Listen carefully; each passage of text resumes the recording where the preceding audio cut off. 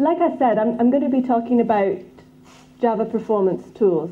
And I should explain before I get going that I do work for IBM, and so I'm in quite a good position to talk about IBM performance tools, and not such a good position to talk about non-IBM performance tools.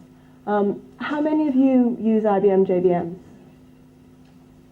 Okay, some of you. I do hope that even for those of you who don't use IBM JVMs, this talk will still be interesting and useful. And there's a few reasons for that. The first is that, of course, there's no reason really for you not to use an IBM JVM. It's freely available. You can download it from DeveloperWorks. It really is a world-class JVM in terms of its performance and its scalability and its robustness. The second thing is that some of the tools I'm going to talk about are IBM specific, but a lot of them aren't. So even if you're not using an IBM JVM, you can still use the IBM performance tools to get insight into what your application is doing. Finally, I think the real skill in solving performance problems isn't in which tools you use. The challenge is understanding the techniques and the methodologies for solving performance problems. And I'm going to be talking about these as well. And these are universal, no matter what JVM you're using, no matter what system you're using. How you approach performance problems tends to be the same. So I'm going to start out by talking about when you would use a performance tool. And what I have written on the slide here is when you have a performance problem. And I think some of you are probably trying to figure out if you can leave without it being too rude now, because you're thinking, I'm not using an IBM JVM, and I knew that I'd use a performance tool when I have a performance problem. But let me go into a bit more detail about what a performance problem is, because that's not quite so obvious. The first kind of performance problem is when you've written this thing, and it just doesn't go as fast as you think it ought to. You know, you've got this gut feeling that you ought to be able to get 10 transactions a second, or that, your web ought to come back within, say, 100 milliseconds.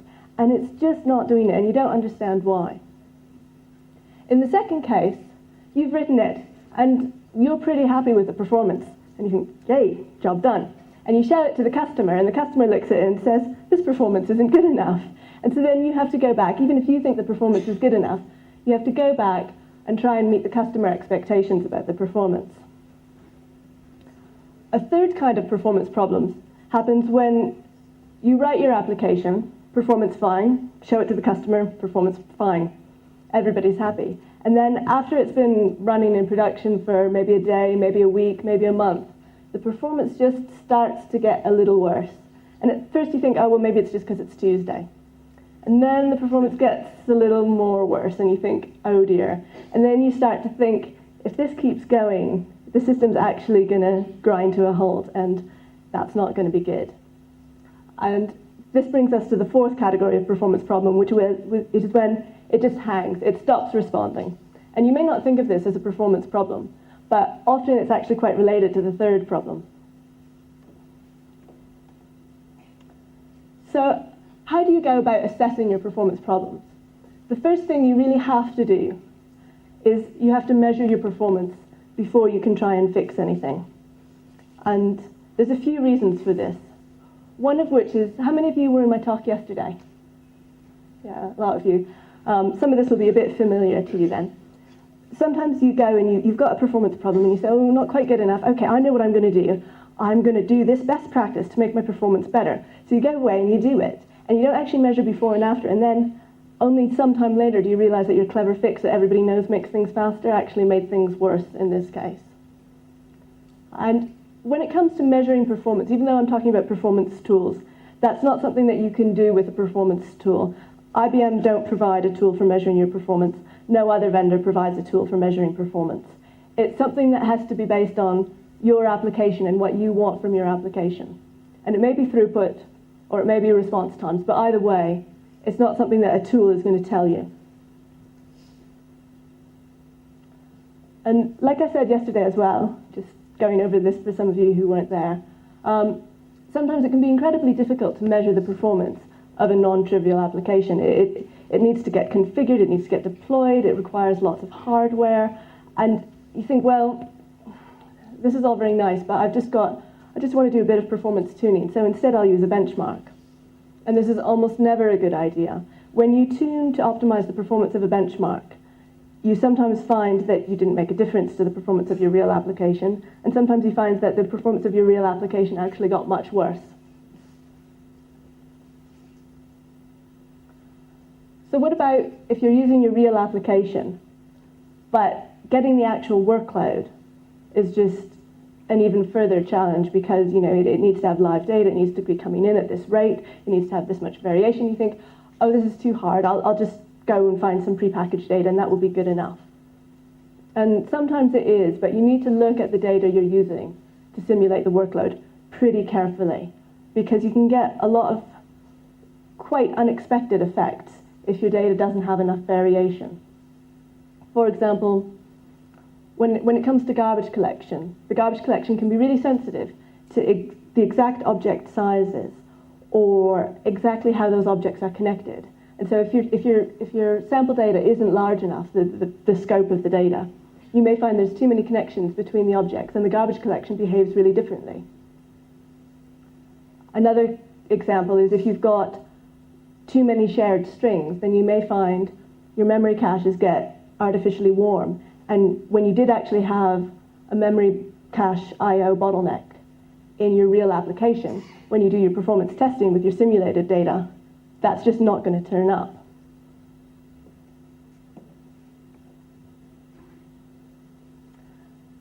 I mentioned before that you mustn't use performance tools to measure performance. And I'm going to repeat this here because it really is important. And it's so tempting to do, and you get books which say, oh, you can do this. And so definitely, please don't do this. For example, if response time is what's important to you, it's so natural to look at the garbage collection because you know that garbage collection is one of the things that really affects response times. You look at your garbage collection pause times and you just try and reduce your garbage collection pause times without actually going back and measuring your response times. Sometimes your pause times will go down, but your response times will go up, which wasn't what you wanted at all. Similarly, if it's throughput that you care about, it's so natural to look at your garbage collection overhead because maybe 20% of your application time is spent in garbage collection, and you think, if I can reduce that, my throughput's going to get better. Again, sometimes it will, but a lot of the times you can actually increase the amount of time spent in garbage collection, but your application performance is also going to go up. And so if you just looked at the garbage collection and hadn't actually bothered to go and look at what your application was doing, you would have detuned your system instead of tuning your system. As a final example, when you look at a profiler, sometimes you see your top method and you say, oh, this method is taking 10% of my time. And you go away and you make an optimization, and you come back, and it's only taken 7% of the time, and you think, oh, that's really good. I've improved the performance of that method. But in fact, sometimes what happens is that when you looked at it the first time, the JIT had inlined a method. So when you saw method A, what you were actually seeing was method A and method B, and method B wasn't turning up in your profile at all. When you looked at it the second time, something had changed, because the JIT is pretty non-deterministic. The JIT hadn't inlined the second method. And so in fact, because you lost this inlining, you lost quite a lot of performance, even though it looked like you'd optimized this method. So how do you measure application performance if you're not allowed to use a profiler and if you're not allowed to use garbage collection? Well, really the simplest and easiest and most effective way, in my view, is just add a test harness around it. If you're trying to measure response times, get a test application which goes and fires requests at your application, and use system current time millis to measure how long those requests are taking. If it's throughput, again, just measure how many requests you're getting through. And again, I use system out print lines to get those answers back. And it's cheap and cheerful, but it really does give me the information I need without a lot of overhead. So that's one area where you can really cut corners in terms of measuring performance. You don't need to do anything very sophisticated. You can just use these simple utility methods. One place where you really can't cut corners is in repeating your measurements. Because Java performance is pretty non-deterministic, it's pretty non-repeatable, you need to repeat your performance measurements in order to get accurate numbers. When I used to work in our performance team, sometimes one of the other engineers would make some change to the code, and they'd come to me and say, Holly, I've made this change. I don't know whether it's going to make things better or worse. Can you check for me? And it would be a small optimization, not a major optimization. And so I'd measure before and after once, and I'd get that it was 2% worse. And I think, oh, shouldn't have made that change.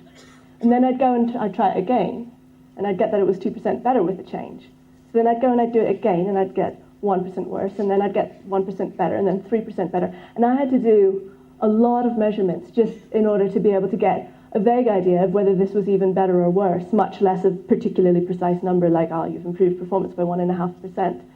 And because of this, it is important, even if you're making a change where you think the effect is fairly obvious, it's important to repeat your measurements. Another thing that's quite important when doing performance measurements is to allow a warm-up period. Because Java has garbage collection, because it has the JIT, because it's got dynamic class loading, and because hardware has memory caches, sometimes how the performance is within the first little bit of running the application is completely different to how the performance is later.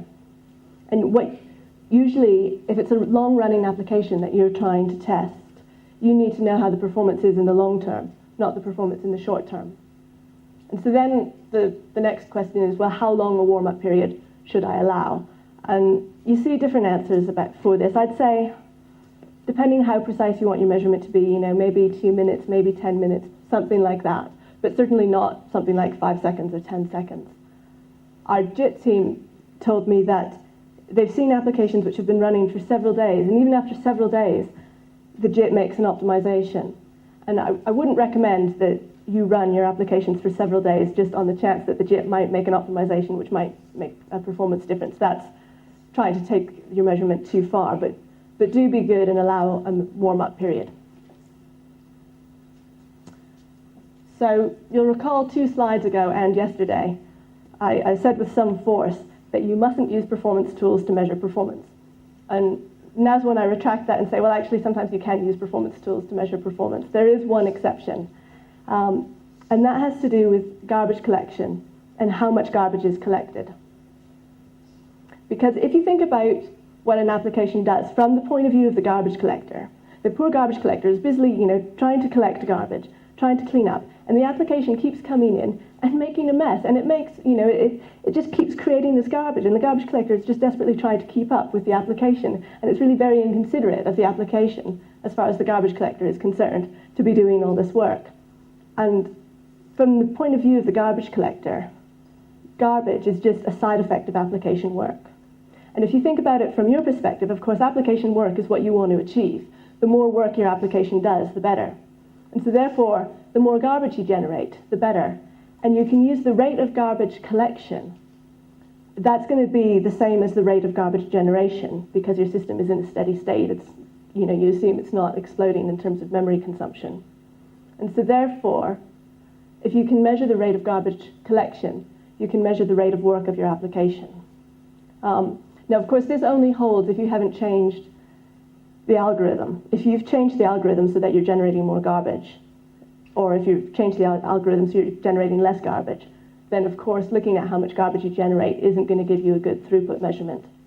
But if you've changed something that doesn't really have to do with your application code, like you've changed your garbage collection policy, or you've changed your hardware, or you've changed some tuning parameter, or you've changed your cache sizes, in that case, the rate of garbage collection is very good. It's a cheap and cheerful throughput measurement, but it is very effective.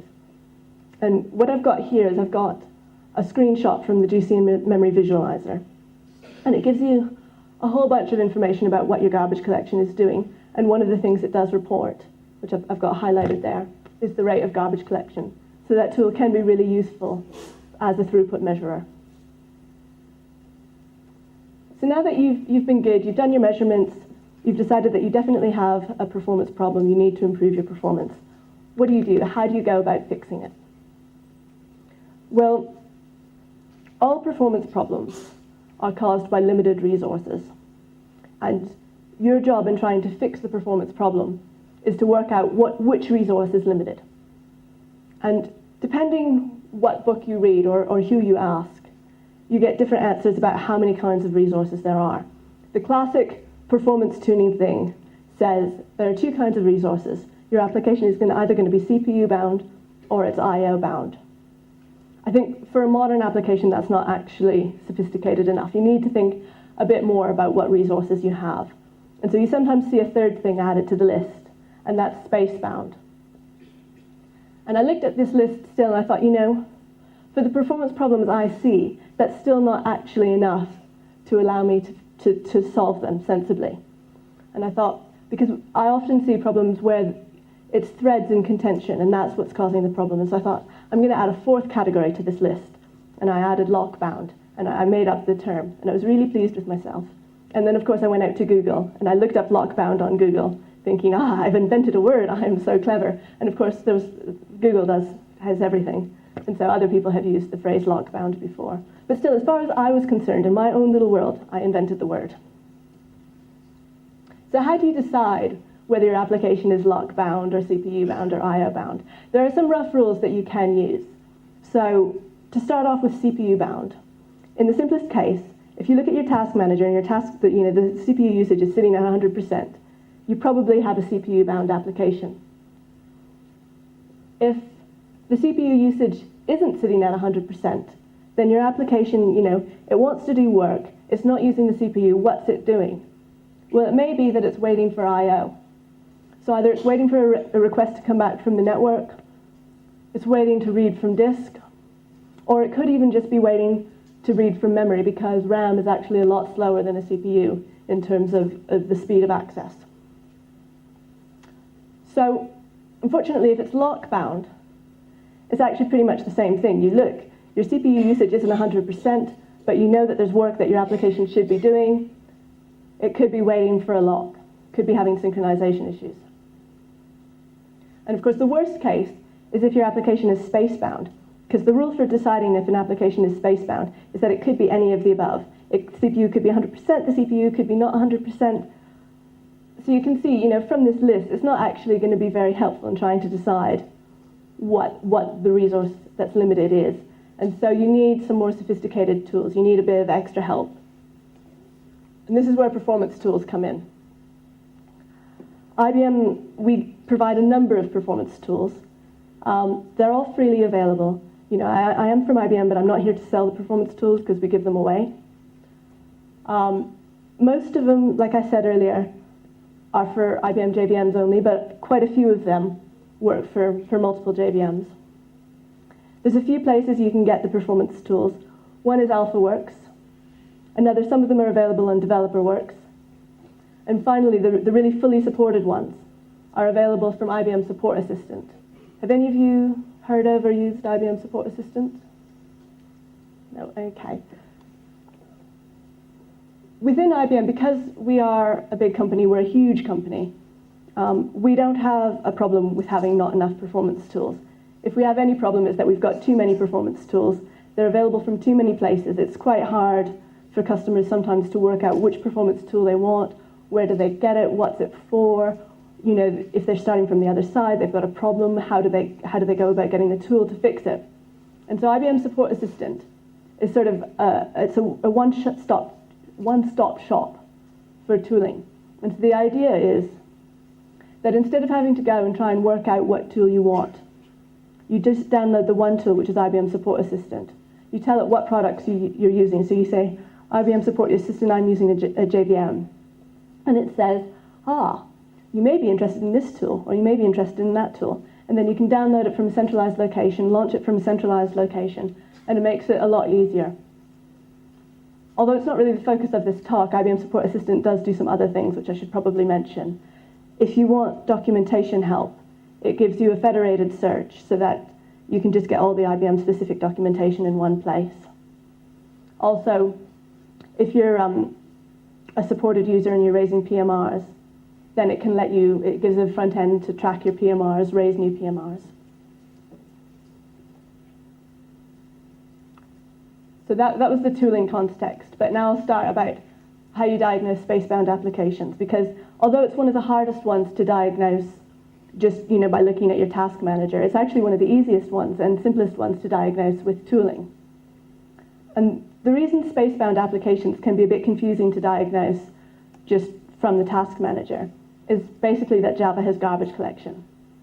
And so if you're thrashing the GC is going to be doing a lot of work. Sometimes that's going to manifest as a really high CPU usage, but it's not your application which is doing the work. It's the garbage collection which is doing the work. You don't want the garbage collection to be doing the work. You want your application to be doing work. Alternatively, though, because memory access is slow, sometimes when the garbage collection is running excessively, that manifests itself as an I/O problem instead. And so the CPU, is pretty low, but your system is just bringing back and forth loads of memory because it's trying to traverse the whole of your heap. But if you enable verbose GC, you can really quickly diagnose a space-bound application, because if your heap usage is really high, you have a space problem. That's going to be contributing to any performance problem. I don't think anybody enables verbose GC by default, but our service engineers are always pleading with our customers to just run with verbose GC enabled all the time, because the overhead is so low and the information it gives you is so valuable that it's just worth running with all the time. And when you get verbose GC, you can look at it by hand, but it's a lot better to feed it into a verbose GC analysis tool, like, for example, the GC in memory visualizer. I feel quite protective about it because this is my baby. It used to be known as EVTK. It's had a name change. And it's got a lot of really quite cool features, I think. One of them is the level of platform support. And so it supports all the IBM JVMs, as you'd expect. So, we had quite a change between 142 and 150, but it supports both of those. It supports Z series, which is a bit different. It supports I series, which has its own verbose GC format. It also supports the WebSphere real-time format. And this is again, non-trivial, because the WebSphere real-time JVM, it's a real-time JVM. It's completely deterministic in terms of its pauses. And it's got a really quite neat garbage collection technology in it called metronome. And when you look at the verbose GC from metronome, because the garbage collection pauses are completely regular and completely deterministic and very short, it doesn't say I did a collection and I paused for 100 milliseconds, I did a collection and I paused for 20 milliseconds. Instead it says I did a collection, I paused for 1 millisecond. I did a collection, I paused for 1 millisecond. I did a collection, I paused for 1 millisecond. And it's really very boring, that aspect of it, in terms of the verbose GC, so I don't think it even bothers reporting it. It reports other things in the verbose GC. Now, because part of what the GC in memory visualizer is intended to support is WebSphere, and WebSphere runs on Solaris, and WebSphere runs on HP UX.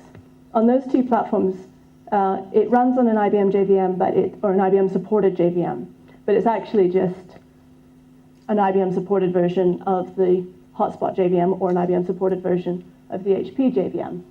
And because we support those verbose GC formats for WebSphere, what it actually means is that the GC in memory visualizer does support HP, and it also does support just your standard Sun JVM.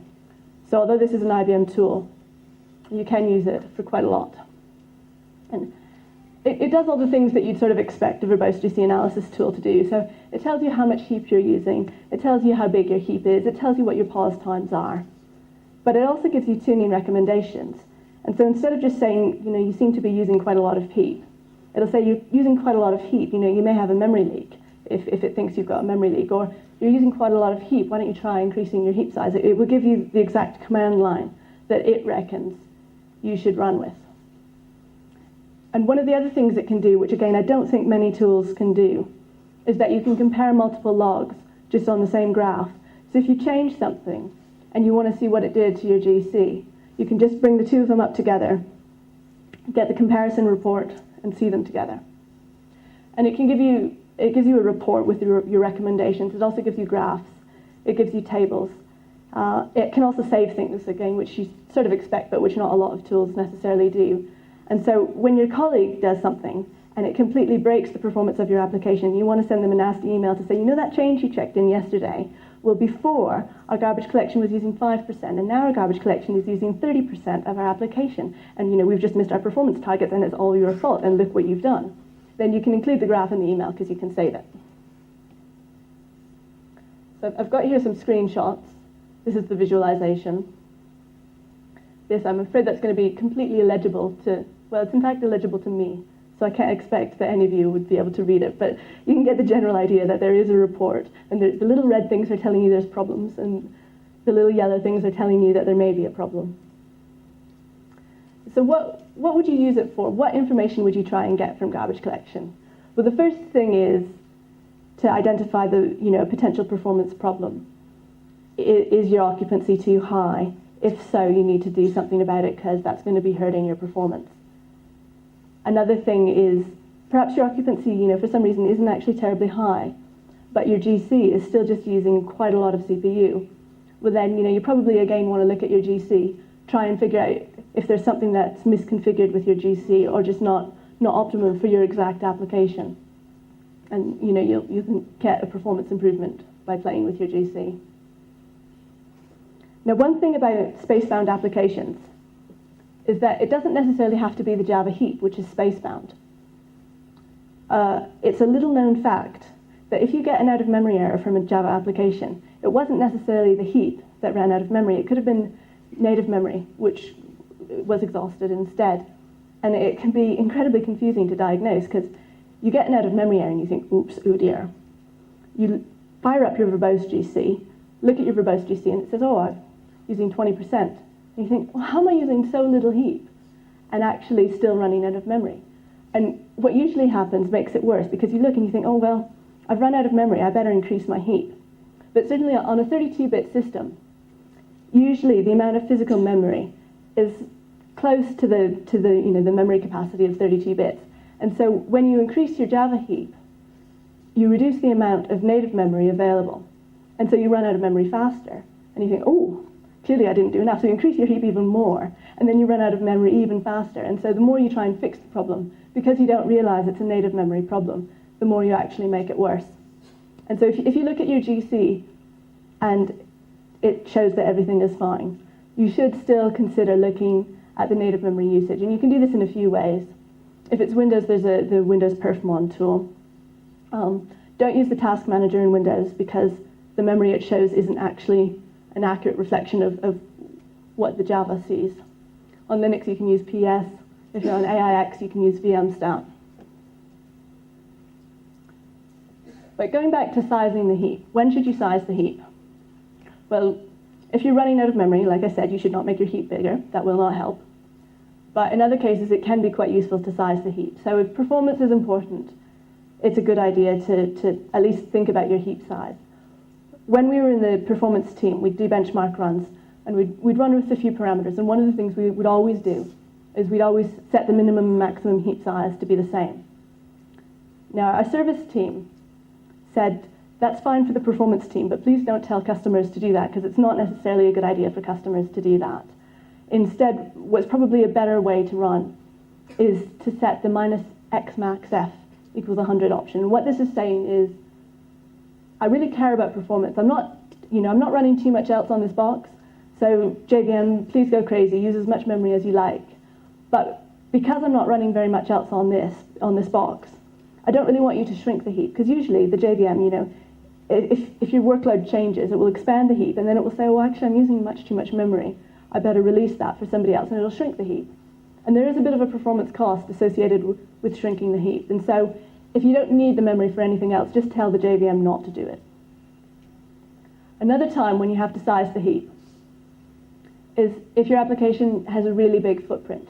Most JVMs, just as a courtesy to the other users of the box, will try and avoid using more than half the physical memory on a box, because you'd be quite unhappy if your JVM, before going out of memory, used every single ounce of memory on the box. It's not very considerate.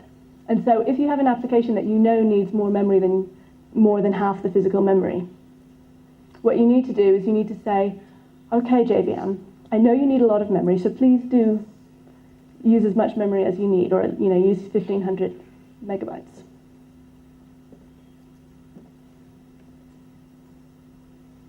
So I'll just do a quick live demo now, and I'll show you the GC memory visualizer. And so I've got, that's still pretty illegible, but what I've got up here is I've got the ISA front end, and I've got a list of all the tools that I've got loaded. And so here is the GC memory visualizer. So I launch it through ISA, and it comes up. And what I did earlier, When I used to do this demo, I used to show the preparation of the data, and then I realized it was actually incredibly dull. So now, if you believe me, I had an application which just allocated memory, and I ran it. I said, go through this loop 10,000 times, and I set a heap size, and I've got a few logs from that. So with the first log, I had my heap set to 200 megabytes. And when I bring it up into the GC Memory Visualizer, you can see I had 200 megabytes that the heap was sized at, but actually the application never really used that much. It used less than 100 megabytes. And I'm plotting in hours at the minute, which is not very useful because the application just ran for about 10 seconds. So I'll change to plot in seconds again instead. So now, if I use the compare file feature, I'll compare it to one where I had the heap set at 130 megabytes instead. And now you can see I've got two lines. And when I had the heap set at 130 megabytes, it did actually take, even on this really trivial application, it took a bit longer to run because it was struggling a bit for memory. Whoops, don't want to open, I want to compare. Now I'll show you a third one where I looked and I thought, it actually seems to be using less than 100 megabytes, so I should be able to run with a 100 megabyte heap, right? But actually, no, you couldn't. And if you see this very short line here, what happened there was that it ran out of memory, and so it crashed before it had done, and so that's why that line is so very short. And if you look at the report, you can see this a bit more clearly. So in the first case, it says you're running with way too little memory. You've got to increase your memory. And in the second case, it says, well, you might do better if you increased your memory a little bit. And in the third case, it says, you're fine. And then it gives you a summary so you can see in more detail. When I had 130 megabyte heap, I spent about 76% of my time doing work. When I increased my heap to 200 megabytes, I spent 90% of my time doing work. So there was quite an advantage to my application in making that heap bigger. And then I can see the plots again. So are there any questions so far? Okay. So this is for the benefit of the, if you download the slides, I reiterate what I did. And there is quite an interesting trade-off between heap and performance. If you make your heap too small, your performance is definitely going to suffer. But as you make your heap bigger, it's diminishing returns. And so at some point, your heap is pretty big. If you make it bigger, you'll get a performance benefit, but it's a pretty small performance benefit. So you can see, in this case, as soon as I got to about 140 megabytes, things didn't really improve after that. One of the things I get asked a lot is, what's the right heap size? I want to size my heap. I want to know how much memory I need. And the answer to what the right heap size is really does depend. If something else is running on that same system, then you probably don't want to use as much memory as is available, because that doesn't leave anything for the other process.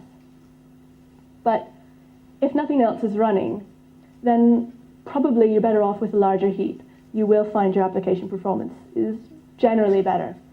But there are a few buts with that. The first is that if you run with a really large heap, you are going to find that you're going to get fewer pauses, but those pauses are going to be longer when they happen. And so you may want to think about that. This probably doesn't matter too much for most applications. So, was that a question? Hello?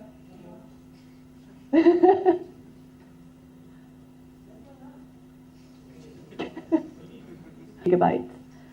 And so you can see, with a 100 gigabyte heap, you're not going to get collections very often, but when you do get a collection, you're going to know about it. This isn't just going to be a little bit where, your user interface stops responding quite so well. This is going to be a long pause. And so I think how they tend to run it actually when they have a 100 gigabyte heap is they just try and run it to make sure that they never get a garbage collection pause. And so what they'll do is they'll run it for a few hours, and then before a garbage collection happens, they'll stop the JVM and bring up another one. So it's a pretty specific use case where that makes sense. But just in general, do be aware that there is a cost sometimes to having a larger heap. The exact numbers that I tend to say is you shouldn't have more than 70% used heap. You are going to start to see performance impact if you go above that number. Once you go below 50% used heap, you're going to get maybe a performance benefit, but it's going to be a pretty small performance benefit. So it's probably a waste of memory to have less than 50% used heap. Aim between 50 and 70. Another thing to bear in mind actually is the optimum heap size does depend on the policy as well. And so I think Sun by default use a generational policy. IBM by default use a mark sweep policy, but we also have a generational policy available. And it happens that if your heap size is really large, or generous, let's say, then usually, depending again on the exact application, but as a general rule, the mark sweep policy is going to outperform the generational policy. There's a cost to the generational policy that's more serious with the larger heaps. If your heap is pretty small, so if you're pretty constrained for space, then you're better off actually with the generational policy, because in those small heaps, the generational policy has an advantage over the mark sweep policy. So once you've looked at the heap, one of the first things you probably want to ask yourself is, perhaps instead of increasing my heap to 1500 megabytes, because I seem to be using quite a lot, is 1500 megabytes actually how much memory I think my application should be using? And quite often you look at your footprint and you just think, for how much work my application is doing, it just seems to be using too much memory. And occasionally, I have this on the slides for completeness, but I've never actually seen it happen. Occasionally it may be that you look at your application and you say, well, it's only using 100 megabytes. And I thought it should be using a lot more than that, and I've got a lot more than that on the box. So perhaps I'll cache more, or take advantage of that memory that you're not using in order to improve the performance of your application. So assuming that you're using more memory than you expected and not less memory than you expected, which I think is pretty much 100% true, what do you do about your footprint issue? How do you diagnose this problem? Unfortunately, the GC isn't going to be able to help you with this diagnosis. It doesn't know what objects are on the heap. All it knows is how many there are. And in order to get insight into what's actually in the heap, you need to take a dump and find out what the actual objects are. Sorry? Oh, sure, sorry about that.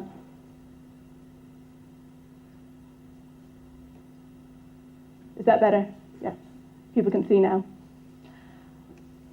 And once you've got your dump, you can feed your dump into a tool. I certainly wouldn't recommend trying to do anything with the dump without a tool.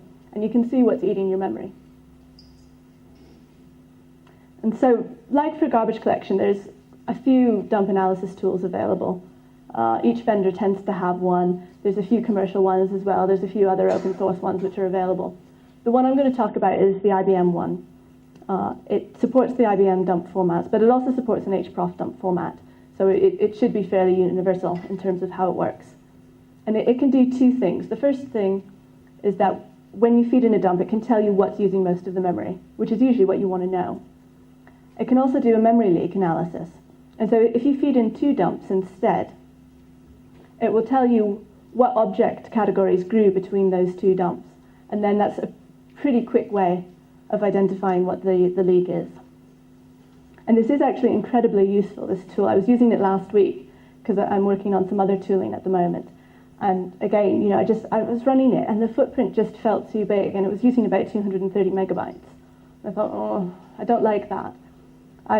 After a little bit of time with MDD4J, just looking at what was in the heap, I was able to reduce my footprint to 60 megabytes. So I almost took off 3/4 of my memory usage just by identifying waste. See what entries are in the hash table, you can expand further to actually see the contents of what's in the hash table, and that will usually give you a pretty good idea of who the offender is. Okay, so what if your application is CPU bound instead? So there's a few things that could be causing this. The basic problem is that you're doing more work than you need to, or more work than you want to, certainly, and code is just being invoked more than it should be. And of course, if you're not an algorithms expert, it's pretty easy you have a problem, you come up with an algorithm to fix it. You don't choose the most optimum algorithm, you choose the naive algorithm. A lot of the time that's going to be good enough. If that code is being hit all the time, then you probably do need to find a more efficient algorithm. And quite often, when you look at a profile, it's pretty obvious immediately what the problem is. You look, and there's this method that you think should be trivial, and it's sat at the top of the profile, and you think, why am I spending so much time in this method? And then when you look at the method, you can find the glaring inefficiency. As a general strategy for trying to work out what code is being run, there are two things you can do. You can use method trace, or some sort of trace, or you can use profiling. And they give you similar sorts of information, but they're not quite identical. So with trace, you don't actually need specialized tools or frameworks at all for trace, although they do help. And what trace does is it records every invocation of some methods. And so because of that, it can give you quite good quite good insight into the sequence of events. And so you know that this happened, and then this happened, and then that happened. And sometimes that's what you need to solve the problem. And of course, the simplest way to implement trace is just system out print line. Like, I love system out print line. You know, it's not very fashionable, but it really does quite often help solve problems. Profiling, on the other hand, you definitely do require specialist tools. And what a profile does, usually by instrumentation, but not always, is it samples all the methods that are running, and it gives you statistics about which methods are most popular. And so there's a lot of profilers available. Some of them are paid for, some of them are free. I'm not going to demo one because usually with a profiler, it's fairly obvious what you do. You look and you see which method is the most popular, or you know, your top 5 methods. You try and figure out if you think it's right that a lot of time is being spent in those methods, and you try and optimize those methods. I will talk a little bit about trace. I won't talk about this too much because it is quite IBM specific, but I'm going to mention it because I think it's incredibly cool. A few years ago, I went to a talk on one of the new logging frameworks. It was Log4j or something like that, and we sat through it. We thought, well, this is very nice. But then at the end, my friend turned to me and he said, fine, but why isn't this in the JVM? Why am I having to manually put in trace entry and exit when the JVM knows what code is running? And the answer to that is that actually it is in the JVM, or at least it's in the IBM JVM. As far as I know from my Googling, I don't think other JVMs do this, but I could have missed something. And so what the method trace does is it traces the entry and exit, and you don't have to do any instrumentation in order to do it. And you can turn it on and off to it in your code. You can just say, today I'm interested in this method. Please tell me when you enter and exit it. And there is an overhead to this, as you'd expect. But it's a pretty low overhead. And it's also certainly lower than the overhead of doing it any other way. So compared to the overhead of system out print lines or the overhead of a logging framework, using the built-in method trace is going to be best. And you can select what's traced in a pretty granular way. So you can select packages to trace, or methods, or classes. You can select what not to trace as well. So you can say, I'd like to trace everything in this package or this class, except for this method, because I know that method is going to be called so often, I just don't want to see it. It is wise when you use this to specify what's traced. If you trace every method that the JVM runs, you're probably going to run out of disk space within seconds, minutes, because it's just a phenomenal amount. You can also do some quite cool things. And so I talked about when you want to diagnose a memory leak, you may want to take 2 heap dumps. But this can really facilitate that because you can take a heap dump when you go into a method. You can also do stuff like enabling trace when you go into a method. So you can say, well, I'm not really sure what my EJB is doing. So when I go into my EJB, I want you to enable trace on everything. And as soon as I come out of that EJB, I want to disable the trace. And so then you can see the exact sequence of events once for what happened in that EJB, including stuff that you have no control over. So, you know, if it's the Java I/O classes, for example, you can't go in and put system out print lines in them because they're not yours. But because this is within the JVM, you can actually then get the entry and exit for those methods. And you can say, I don't want you to do it the first time you do this EJB. Please do it the 6th time you go into the EJB. You can say, When you go into this method, do it once. You can say do it twice, however many times. And so I've got here just a little example. This is method trace for hello world. And so I said, when I go into hello world, I want to see what's going on in the I/O packages. And then, fairly obviously, it goes into the I/O packages and it prints to the console. You can use it to get more sophisticated performance information instead. So instead of just saying, I want to know what happened in what sequence, you can use the timestamps. And from those timestamps, you can see exactly how long the timing took. And then once you know the general area where the problem is, then you can reset your trace parameters and you can go in more detail and you can say, in this case, there's a method called myTime test. Tell me what's going on within that method because I think that's where my bottleneck is. And you can also count trace points. So you can use this to kind of simulate a profiler. So instead of sampling, it will tell you every single time a method is entered and exited. So what if your application isn't CPU bound, though you're pretty sure it's got an I/O problem? In this case, you're probably going to be best off with a platform-specific tool. But there are a few things that the more general JVM level tools can do. For example, when you look at your garbage collection, if you're paging, which is a very bad I/O problem, you're going to see your sweep times are quite high, and that's a pretty good clue. Alternatively, you can use method trace to trace your calls to disk. You can trace your calls to I/O, and so you can see when those calls are being made, how long they're taking, who's calling them. So what about the final category of lock-bound applications? Well, here again, I'm going to talk about an IBM-specific tool, and as far as I know, but again, I could be wrong, this tool's fairly unique. It's quite IBM-specific because it does rely on instrumentation within the actual JVM to give the information required. It certainly is worth thinking about locking when you think about performance. It's easy to forget. But if you've got bad synchronization, it can be such a drag on your application. It can really slow things down. And so the IBM tool in this case, it's called the IBM Lock Analyzer for Java. And what it does is it tells you which locks are being called and what the impact to your application is of those calls. And so if you're a real locking geek, it gives you quite a lot of information, which I've listed here.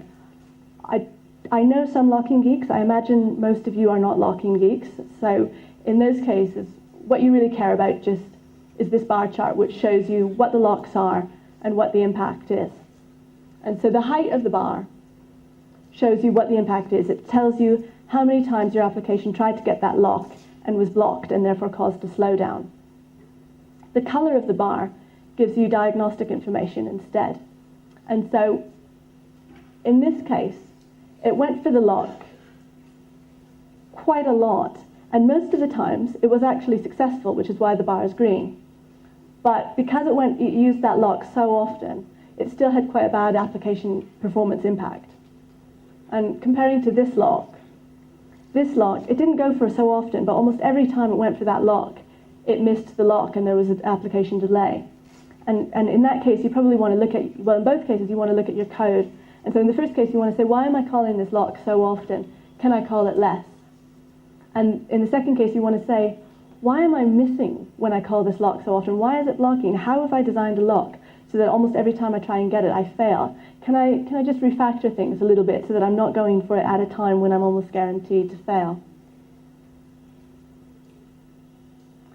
So just to wrap up,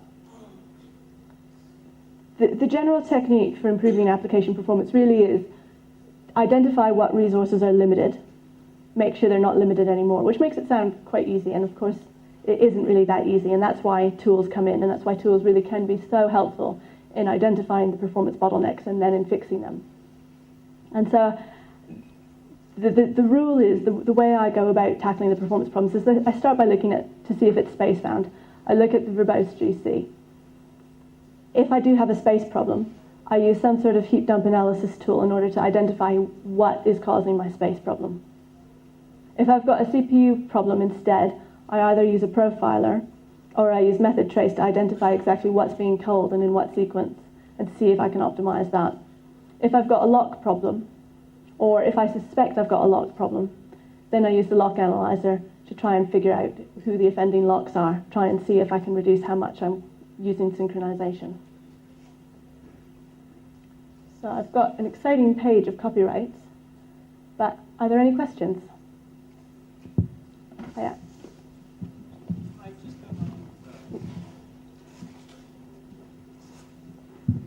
I've just come out of trying to solve a really complicated permgen problem. Oh, right. And the one thing that I did find is that there are very few tools that help you diagnose what's going into your permanent generation and how often it's going in and how much space they're taking up. Many of the Sun tools they don't work most of the time. So I was wondering if the IBM JVM had more diagnostics or tools to help you look for permgen space issues. And it could help you diagnose or identify them. So it will tell you what the usage of your permanent generation is. It won't really give you much more information on who's going into it or why they're going into it, partly just because that's not in the verbose GC. And so, you know, because it's not in the verbose GC, there's not going to be many tools, at least many GC tools, that are going to be able to give you much more diagnostics than that. I think in that case, a heap dump tool might then be a better strategy to say, okay, let's look at my heap dump, let's identify where the permanent generation is, let's see what's in it. But the heap dump tools normally don't distinguish between generations, don't they? And also, Hibernate and Spring tend to generate a large number of classes at runtime, which rapidly increase your permgen space. Yeah. So do you think it's something that's useful to have, or? Yeah, it probably is. It's not something that many IBM tools are going to focus on because we used to have a similar idea in 1.4.2, and so we used to have an area where the classes would go, and then we would have problems because we'd load too many classes, and then in the IBM case, then the heap would fragment sometimes quite badly because you'd end up with unmovable blocks of classes. We fixed that in 5.0, and so from 5.0 we don't really have a class loading memory problem, and so we don't really design. So the IBM JVM doesn't have a permgen? No, it's in the generational. It's got what we call a nursery, which is the young area, and then it's got an old area, which we call the tenured area, and then classes are stored. I think classes are fully movable. I think that's why they don't cause problems. I see. Okay, thanks. Hiya. You mentioned this native memory. Yeah. Actually, I didn't understand exactly how it happens. Okay. What happens is a lot of Java classes are just pure Java, but once it starts to interact with the system, so for example for graphics or for I/O or for something like that, you usually have a native component as well. So if you've got a UI application, most of the windows and widgets are going to have some kind of native backing. If you're doing I/O, then the threads are going to, well, I/O, the files will have a native backing. If you're doing threading, the threads will have a native backing. And sometimes what will happen, in a few cases, you get this really tiny front-end object and this huge native back-end. And so if you leak those resources, you can really quite rapidly run out of memory. And diagnosing them, once you know that you've got a native problem, the heap dump can actually be quite useful in diagnosing them, because even though it won't show you the native memory content, it will show you the front end. And you look and you say, why have I got 2,000 thread objects? I didn't think I wanted 2,000 thread objects. So then you can look for what's creating them. Yeah, the heap dump utility that you have, the dump actually dumps the heap at that moment, or is the IBM actually taking care of all the allocations freeze? Is it tracing all those things, or it dumps on the time when it requests that? It dumps exactly at the time that you trigger the dump. And what it will do in most cases is it'll do a garbage collection first, so that what you see when you take the heap dump is actually all the objects that are live, and it will make sure to get rid of the objects which are known garbage at that time. So actually you're dumping on the live objects, is it that? All the live objects, yeah. Okay, so you don't dump garbage. No. It is, yeah, and sometimes it's non-trivial how long it takes as well, because if it's a large heap, to write it all out to disk. Yeah, and so it's something which is useful for diagnosing problems. It's not something that I'd want to do all the time in the course of running an application. Yeah, another thing, like the method tracing you were talking about, like I guess we are instrumenting the methods probably to trace them. So is it like a Java level bytecode instrumentation or something like the internal of IBM? No, it's one level down from that because it's the JIT which does it. And so when it loads the class, the JIT just puts in, I mean, I guess you could call it instrumentation, but it's not bytecode instrumentation. It happens after the So bytecode. there's a very high performance cost for bytecode instrumentation basically. So is that overhead still part of the same method tracing? Like bytecode instrumentation takes a very high overhead. If you're adding bytecodes to every Java method, that's gonna. Yeah, this is much lower overhead than bytecode because it's happening within the JIT. Okay, so something IBM utility basically that's doing internally. Sorry? Some IBM internal utility that's doing it internally. It's not even a utility. It's actually right within the just-in-time compiler. So when the just-in-time compiler loads the class, it looks and it says, well, okay, did somebody ask for me to method trace this? If so, then I'll put the instrumentation in. But it puts, it's not bytecode, and it doesn't have to do the bytecode instrumentation. It's just as it loads the class on the fly, it puts in that tracing. Just last thing, you're talking about the logs basically. So does also this tool tells about something like deadlock scenarios, like if one thread is holding log, and can somebody else tell who's actually waiting for the log? It doesn't. No, it'll tell you how hot the locks are and how many times it locks, but it won't give you particularly detailed information on a sort of because it's not a snapshot. It just aggregates the statistics over time. So can you get a thread dependency, like thread one waiting for a lock and who's the holder, that kind of information? You won't, because it doesn't give you information on one particular time it blocked. It just gives you information of over the last 10 minutes this lock blocked 2,000 times, say. So it won't give you that kind of information, but you can know what the lock is, and then once you know what the lock is, you can usually go back to your code and see. You mentioned about the trace, right? So I'm just curious how it works with inline methods. In case the JIT inlines... Oh, yes, I see what you mean. I believe what it happens is that the JIT won't inline a method that's got method tracing. And so, again, there is, a potential performance impact there because you do block the inlining of that method. And sometimes, of course, that can be, usually when you use the method tracing, you wouldn't want to run your production system with it. You want to use it for a more diagnosis thing. And of course, for diagnosis, sometimes it can be incredibly useful to block the inlining because it can really try and confuse a profile or something like that, because when you look and a method is being used a lot, it just doesn't turn up in your profile. Or worse yet, what happens, of course, is that it turns up in your profile briefly because it gets invoked a few times, and then the JIT decides to inline it. So you see this method and it says, oh, I've run this method a few times, but not very many. And sometimes you have to think about it quite hard to actually realize this method isn't showing up anymore because it got inlined. Any more questions? Okay, well, thank you very much.